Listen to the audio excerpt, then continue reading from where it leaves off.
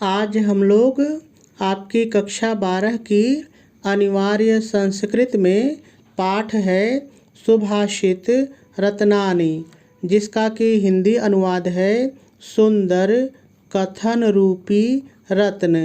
आज हम लोग इस पाठ के इस श्लोक का हिंदी में अनुवाद करना सीखेंगे, लेकिन सबसे पहले हम लोग हमेशा की तरह इस श्लोक में जितने भी संस्कृत के शब्द आए हुए हैं इन सभी शब्दों का हिंदी अर्थ जानेंगे। फिर उसके बाद हम लोग इसका हिंदी में अनुवाद करना सीखेंगे। ठीक है, तो चलिए सबसे पहले हम लोग इन सभी शब्दों का हिंदी अर्थ जान लेते हैं। जल सरल है, ऐसे ही रहेगा। बिंदु, बिंदु माने बूंद, बिंदु माने बूंद। निपातेन, निपातेन माने गिरने से, निपातेन माने गिरने से, तो हो जाएगा जल बूंद गिरने से। लेकिन देखिए जब हम लोग इन तीनों शब्दों को एक साथ लेंगे जल बिंदु निपातेन, तो इसका अर्थ थोड़ा सा बदल जाएगा और हो जाएगा जल की एक एक बूंद गिरने से। तो हम लोग कहेंगे जल की एक एक बूंद गिरने से। क्रमशः सरल है, इसको ऐसे ही रहने देंगे। वैसे क्रमशः का मतलब होता है एक के बाद एक या क्रम से, ठीक है, लेकिन हम लोग इसको ऐसे ही बोलेंगे क्रमशः। पूर्यते, पूर्यते माने भर जाता है, पूर्यते माने भर जाता है। क्या भर जाता है? घटः, घटः माने घड़ा, घटः माने घड़ा। स माने यही, यहाँ पर स का मतलब है यही। हेतुः, हेतुः माने कारण, हेतुः माने कारण। देखिए हिंदी में हेतु होता है और हेतु का मतलब कारण, तो हेतु माने कारण। सर्व विद्या नाम, देखिए इसमें दो शब्द है, सर्व माने सभी और विद्या नाम मतलब विद्याओं का, विद्याओं का, तो हो जाएगा सभी विद्याओं का। धर्मस्य, धर्म का, धर्मस्य धर्म का। च माने और, च माने और। धनस्य, धन का, धनस्य माने धन का। च फिर आ गया तो च माने और। तो सभी शब्दों का हम लोगों ने हिंदी अर्थ देख लिया। चलिए अब हम लोग इसका अनुवाद सीखते हैं। तो सबसे पहले आप हेडिंग डालेंगे हिंदी में अनुवाद और डैश डाल करके लिखेंगे जल की, जल, जल की एक एक बूंद, बिंदु एक एक बूंद, जल की एक एक बूंद गिरने से, निपातेन गिरने से, जल की एक एक बूंद गिरने से क्रमशः, ऐसे ही बोलेंगे क्रमशः घड़ा, घटः घड़ा, क्रमशः घड़ा भर जाता है। पूर्यते भर जाता है, क्रमशः घड़ा भर जाता है और पूर्ण विराम लगा देंगे। चलिए इस एक लाइन का अनुवाद एक बार हम लोग फिर से सीखते हैं। अब की बार मैं केवल हिंदी बोलूँगा, आप ध्यान से सुनिए। तो देखिए हो जाएगा जल की एक एक बूंद गिरने से क्रमशः घड़ा भर जाता है और पूर्ण विराम लगा देंगे। चलिए दूसरे लाइन का अनुवाद सीखते हैं। तो हो जाएगा यही, स यही, हेतु को छोड़े रहिए, हेतु को हम लोग सबसे बाद में ले जाएंगे, ठीक है। तो यही सभी, सर्व सभी विद्याओं का, विद्या नाम विद्याओं का, यही सभी विद्याओं का। देखिए यहाँ पर च है और यहाँ पर भी च है, तो यदि हम दो बार और कहेंगे तो हमारा वाक्य भद्दा हो जाएगा। तो हम लोग एक च को कामा में बदलेंगे, एक और को कामा में बदलेंगे। देखिए हिंदी में जहाँ कामा लगा रहता है इसका मतलब ही है कि वहाँ पर और है, ठीक है, तो इसको कामा में बदलेंगे और इसको और ही बोलेंगे। तो इतना आपको ध्यान रखना है। चलिए एक बार फिर से देखते हैं।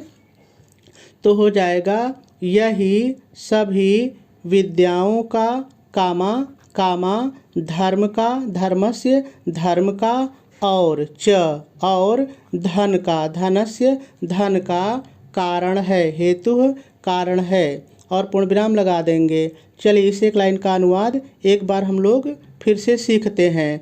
तो हो जाएगा, यही सभी विद्याओं का, कामा धर्म का और धन का कारण है, और पूर्णविराम लगा देंगे। देखिए 2 लाइन का अनुवाद हमारा तो पूरा हो गया, लेकिन अभी हमको थोड़ा सा और लिखना है, तब जा कर के हमारा अनुवाद अच्छा होगा। और यदि परीक्षा में ये श्लोक आ गया तो आपको भी लिखना है। अब अपने से क्या लिखना है वो भी ज़रा सा सुन लीजिए। तो आप पैराग्राफ चेंज करेंगे, इन दोनों लाइन का अनुवाद पूरा होने के बाद आप पैराग्राफ चेंज करेंगे और लिखेंगे, अर्थात यहाँ पर कहने का तात्पर्य है कि जिस प्रकार से जल की एक एक बूंद गिरने से घड़ा भर जाता है, उसी प्रकार परिश्रम करने से धीरे धीरे विद्या, धर्म और धन तीनों का संचय हो जाता है। पूर्ण विराम लगाएंगे और अब जाके आपका अनुवाद पूरा हुआ। तो चलिए एक बार हम लोग फिर से दोनों लाइन का अनुवाद सीखते हुए क्या जोड़ना है उसको देख लेते हैं। तो देखिए हो जाएगा, जल की एक एक बूंद गिरने से क्रमशः घड़ा भर जाता है। पूर्ण विराम लगाएंगे और आगे लिखेंगे, यही सभी विद्याओं का, कामा धर्म का और धन का कारण है। पूर्ण विराम लगा देंगे और फिर अपनी तरफ से जोड़ करके लिखेंगे, अर्थात यहाँ पर कहने का तात्पर्य है कि जिस प्रकार से जल की एक एक बूंद गिरने से घड़ा भर जाता है, उसी प्रकार परिश्रम करने से धीरे धीरे विद्या, धर्म और धन तीनों का संचय हो जाता है। पूर्ण विराम लगाएंगे और आपका अनुवाद पूरा हो जाएगा।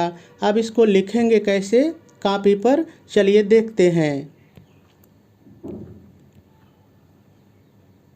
तो सबसे पहले आप प्रश्नोत्तर नंबर डालेंगे।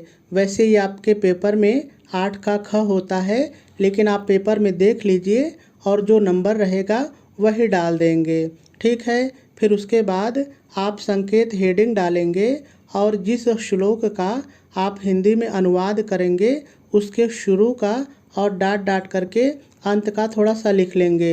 मेरे कहने का क्या मतलब है ज़रा सा समझ लीजिए। देखिए जैसे ये हमारा श्लोक है, तो जल बिंदु निपातेन यहाँ से शुरू है और च धनस्य च यहाँ पर समाप्त है। तो मैंने यही कहा कि थोड़ा सा शुरू का और अंत का लिख लेंगे। देखिए जल बिंदु निपातेन डाट डाट डाट च धनस्य च, ठीक है। फिर संकेत हेडिंग के बाद फिर हेडिंग डालेंगे संदर्भ और डैश डाल करके लिखेंगे। आपको ध्यान रहे संदर्भ लिखना अनिवार्य होता है। यदि आप संदर्भ लिखेंगे तब जाके आपको 2 नंबर मिलेगा, ठीक है। तो संदर्भ हेडिंग डालने के बाद आप लिखेंगे, प्रस्तुत संस्कृत श्लोक हमारी पाठ्य पुस्तक हिंदी के दिग्दर्शिका खंड में संकलित सुभाषित रत्नानि शीर्षक से उद्धृत है। पूर्ण विराम लगा देंगे और आपका संदर्भ पूरा हो जाएगा। चलिए अब हम लोग इसका अनुवाद भी लिख लेते हैं। तो देखिए जैसे मैंने अनुवाद आपको बताया था वैसे ही मैंने लिखा है, तो आप भी मेरे साथ पढ़ लीजिए। देखिए सबसे पहले हम लोग हेडिंग डालेंगे हिंदी में अनुवाद और डैश डाल करके लिखेंगे, जल की एक एक बूंद गिरने से क्रमशः घड़ा भर जाता है, यही सभी विद्याओं का, धर्मों का और धन का कारण है। देखिए श्लोक का अनुवाद तो इतना ही है, लेकिन इस बात को और अच्छा बताने के लिए हमको ये लिखना पड़ेगा। तो आप पैराग्राफ चेंज करके जैसे मैंने लिखा है वैसे लिखेंगे, अर्थात यहाँ पर कहने का तात्पर्य है कि जिस प्रकार से जल की एक एक बूंद, यहाँ बूंद छूट गया लिख लेंगे, जल की एक एक बूंद गिरने से घड़ा भर जाता है, उसी प्रकार से परिश्रम करने से धीरे धीरे विद्या, कामा धर्म और धन का संचय हो जाता है। पूर्ण विराम लगाएंगे और आपका अनुवाद भी पूरा हो जाएगा।